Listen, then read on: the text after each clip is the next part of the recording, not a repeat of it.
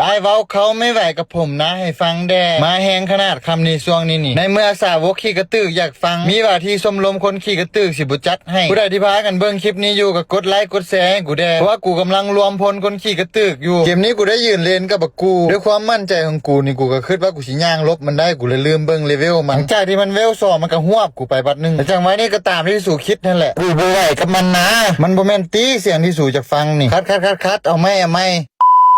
แล้วจังหวะนี้กูกำลังย่างเข้าไปฟุ้มกูเจอมันอีกละกิ้วบอกให้มันตั้งหน้าลำคาญแท้เลยมันเลยตบ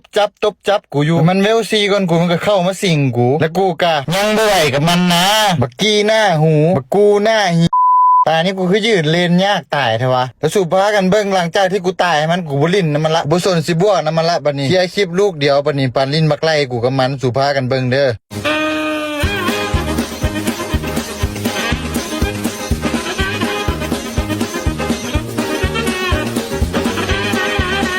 จะเป็นโพดมันเหลือมึงนี่ก็ได้ลิ้นมาจนฮอดเลเวล10กูหาก็ได้บวกน้ำมูคันว่าบวกกับตัวอื่นละใครได้กับบักกูนี่กูยอมน่ารำคาญโพดแล้วจังหวะนี้เมื่อกูเปิดอันติทุกคนต่างแลนหนีกูเพราะว่าเขาไม่ไหวกับผมนะ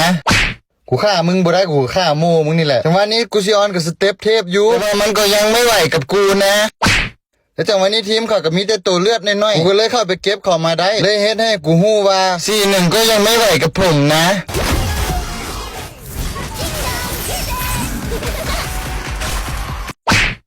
หลังจากนั้นก็จบเกมอยากบอกให้ฮู้ไว้เลยว่าไม่สู้กับบ่ไหวกับกูนะ